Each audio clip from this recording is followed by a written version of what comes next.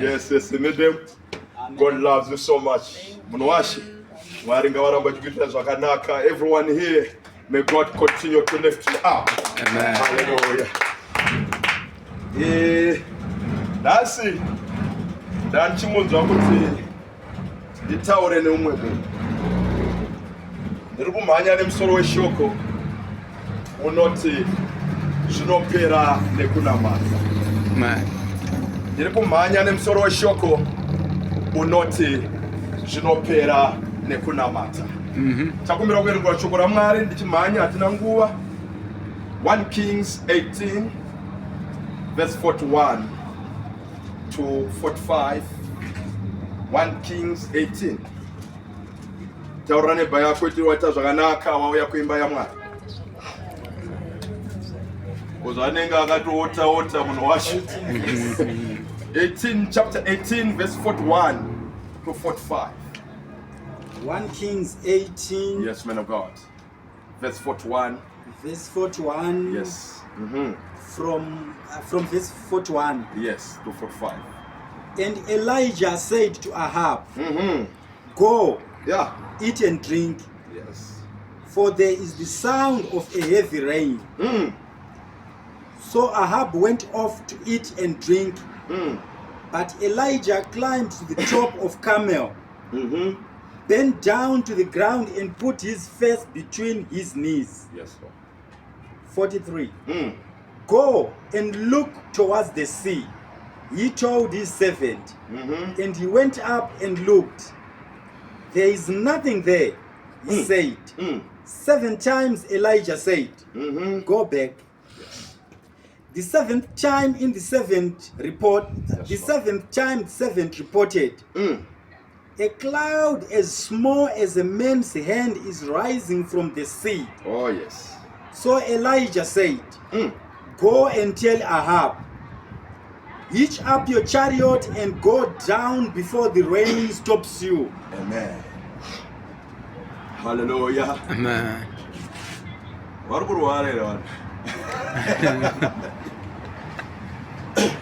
Zvinopera nekunamata.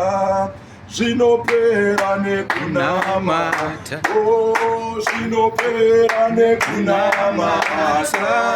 Zvinopera nekunamata. Zvinopera nekunamata. Zvinopera nekunamata. Iwere unopera nekunamata. Zvinopera nekunamata. Iwere unopera nekunamata. Unopera nekunamata. Zvinopera nekunamata. Zvinopera nekunamata. Zvinopera nekunamata. Zvinopera nekunamata. Zvinopera nekunamata. Zvinopera nekunamata. Hama yangu zvinopera nekunamata. Zvinopera nekunamata. Hallelujah. Amen. Hama yangu ndauya masikati ano kuzokutaurira kuti nyaya yako inopera nekunamata. Thank you, Lord. Problem yako inoperera pamavi. Aiwa ungatenderere nenyika yose. But ndikuudze chinhu chimwe chete. Issue iri kukunetsa inoperera pamavi. Amen.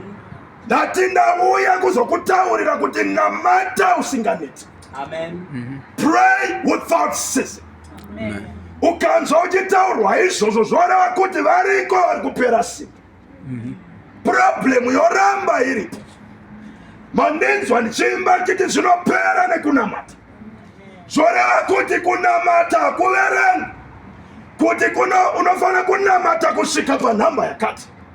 Unofana kuramba uchinamata kusvika Mwari vakunzwa. Chokora Mwari rotaura richiti aiveko mukadzi akaramba achigogodza kusvika Mwari vamunzwa. Ndanditaure newe masikatani, ndati ishu yako inofana kuti ipere nekunamata. Ndati problemu yako ngaipere nekunamata. Ndati nhasi pana ari kupererwa, problemu yake iri kuzopera nhasi. By praying today, that issue yako inofana kuti ipere nokuti zvinopera nekunamata. Amen. There was an issue in the land of Israel. Mvura isingachanai. Kwakanga kune nzara. Asi akanga anamata kuti mvura isanaya ndela ichi. Mushure mekunge nzvimbo iyi yaive nekutukwa. Kutukwa kuchikonzeresa nevaprofita vaBhaari. Zvichikonzeresa nevanhu vaitadzira Mwari. But ndinofara naElijah anonzwisisa kuti drought ipere inopera nemunamato. Kuti problem ipere inopera nealtar yaMwari. Amen. Ndati ndikutaurire masikatani, kana unayo altar isiri yaMwari mumba mako, ndoda kuti unoiputsa uvake altar yaMwari. Nokuti zvauri kufungidzira kuti zvinopedza problem yako zviri kuzocreata maproblems akawanda. Zvinoita kunge zvapera asi zvisina. Amen. Mutsa nebha yako kuti mukai. Amen. Hallelujah. Amen. Elijah anoti anamata kuna Mwari pagomo reKarmeri. Ndokubva Mwari vamupindura. Voratidza kuti ndakupindura vana veIsraeri. Altar yaBhaari yaputswa. Chinoita kuti Mwari vakupindure hunge kuti waputsa altar yaBhaari. Wavaka altar yaMwari. Haugone kupindurwa altar yaBhaari ichitaura mumba mako. Izvezvi ana Dhagoni varimo mudzimba dzenyu. Mwari havana chavari kunzwa nechikonzero chokuti kuna naDhagoni, kuna naBhaari mumba menyu. Asi Mwari vari kuti zvinopera mwanangu nekunamata. Amen. Kana uchinge wanamata according to my will. Amen. Hallelujah. Amen. Maprofita aBhaari vauraya. Ndati mundiverengere pa 41 munwashi. Munzwe kuti anoti kudini. Ndiverengere 41. Hanzi kudini. And Elijah said to Ahab, Akati kuna go, eat and drink. uri kuona here zvakuitika. Pavakwa altar yaMwari. Muprofita ari kuona munzvimbo yomwe. Ari kuratidzwa muchadenga. Akutaurira Ahabu kuti prepare, pane zvakuda kuitika. Amen. Pane ropafadzo yaMwari yakufana kuchiuya. Amen. But haugone kuikontena kana usina kudya. Amen. Saka zviri kunzi idya inwa. Zvonzi kudi pambira.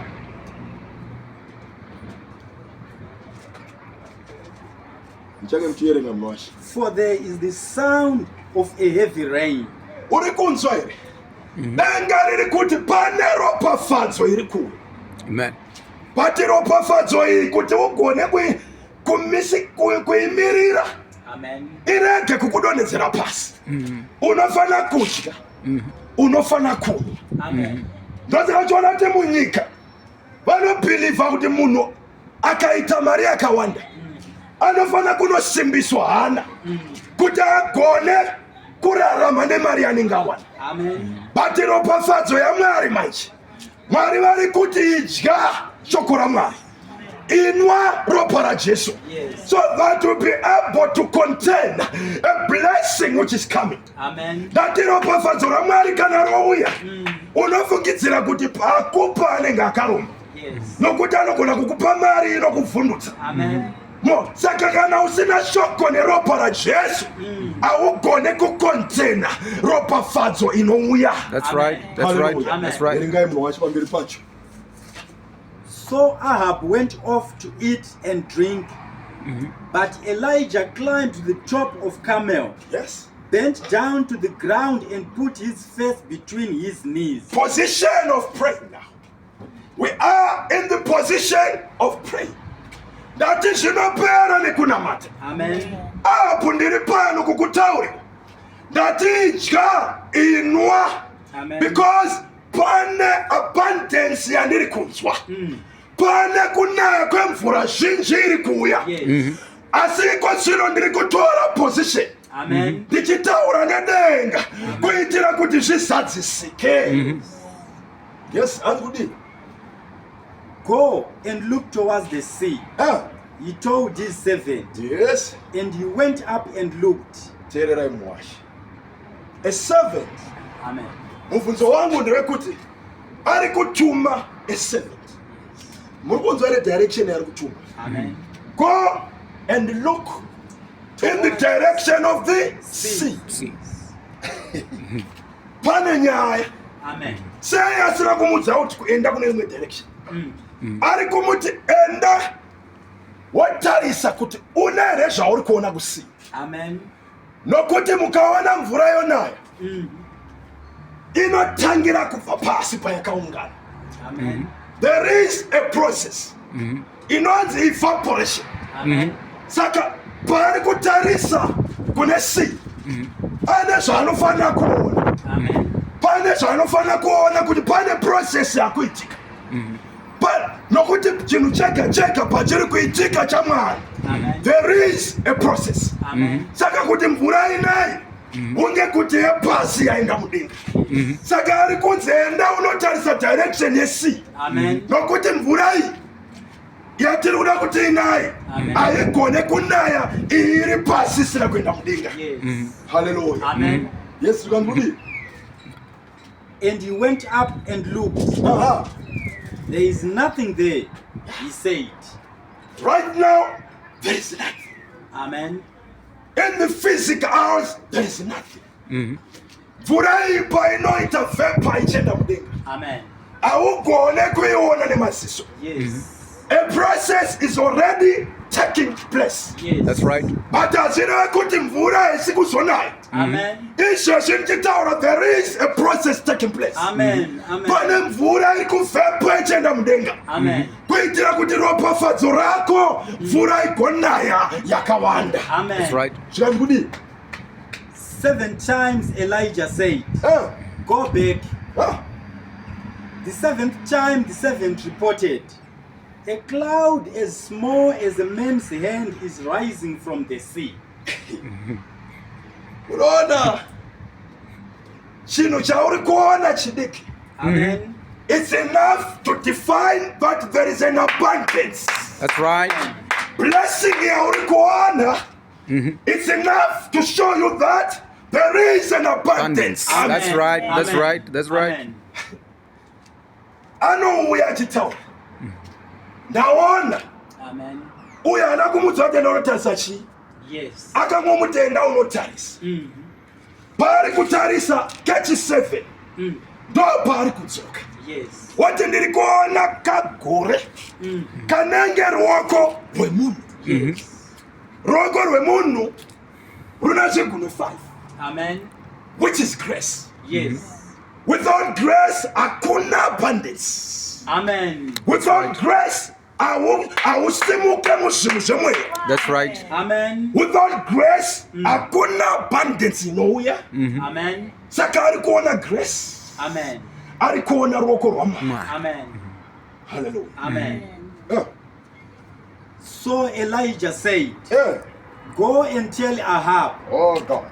hitch up your chariot and go down before the rain stops Muri you. kunzwa zvakutaura pana. Amen. Pekutanga apo achiudzwa anongonzi idya Yes. inwa, Amen. haana kunzi enda. Yes. Saka zvoreva kuti paari kunzi idya inwa, Amen. ari kunzi so that you will be able to content what is coming. Yes. That's right. kuitira kuti urege kuovertakwa nemaropafadzo. There is an abundance coming of the blessings in your life. Thank you, Lord. Saka pari kuuya mutuma achitarisa gore, anouya oti ndaona gore. Munhu waMwari obva anyatsoona kuti zvazoita, obva atenotaura apo ndaudza kuti adyana, umuudze kuti ngaachinosunga ngoro, amhanye arege kubatwa nemvura, nokuti kune mvura yakawanda iri kuuya. Ndiri kutaura newe masikati ano. Thank you, Lord. Pane munhu wandiri kutaura naye masikati ano. Thank you, Lord. Ramba uri paposition yemunamato. Thank you, Lord. As you are praying, there is evaporation of water. Thank you, Lord. Kuri kuno create kamakore. But kakore kauri kuona kari kuzocreate kuti kusvibe negore rakakura. Pari kuzonaya mvura ichayerera ichinozadza matemo akawanda. That's right.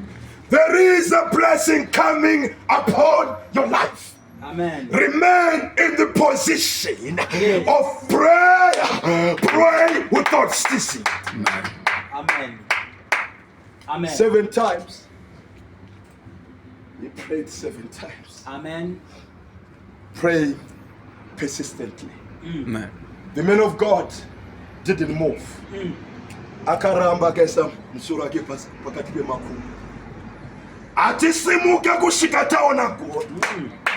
Dati atibve paposition yekunamata kusvika takuona chanza chegore mudenga. That's right.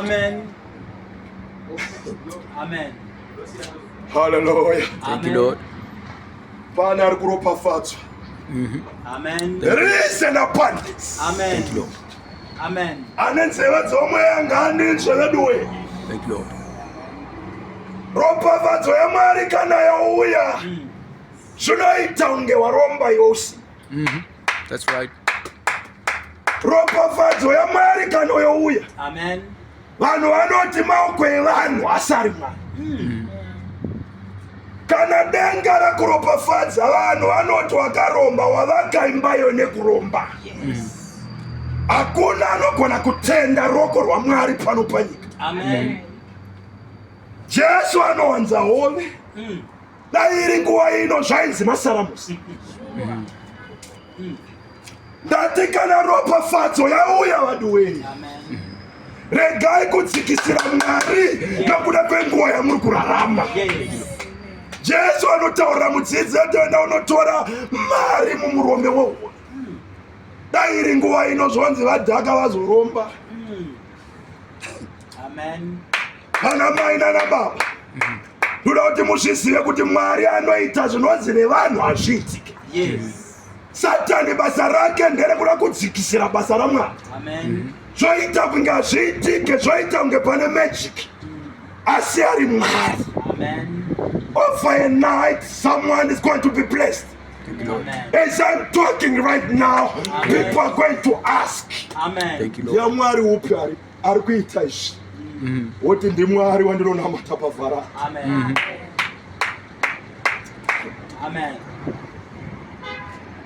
Hatinamate Mwari akafa. Thank you, Lord. You are not wasting your time coming here. That's right. Munhu asina chibereko unomuna achita mwana. Ane moyo uri kunzi nemadhokta hauchaiti. Denga rinouya rogwesa mumwe robvisa wakapara. Nokuti ndiye akakusika. Anawo mapatsi ariko. Anogona kuisa ogobvisa akapara. That's right. Ndati Mwari ngavakuitire supernatural change in your life. The devil is alive. Usave pakunamata. Thank you, Lord. Continue to pray. Thank you, Lord. Go and ask Bartimaeus. Anokutaurira kudaidzira kwaaiita, it was a prayer. Anzi akaramba achidaidzira. Unoramba uchidaidzira kusvika Mwari vakunzwa. Variko vanogona kukunyararidza, asi ramba kunyararidzwa. That's right. Uti mwanakomana waDhavhidha, tinzwirei.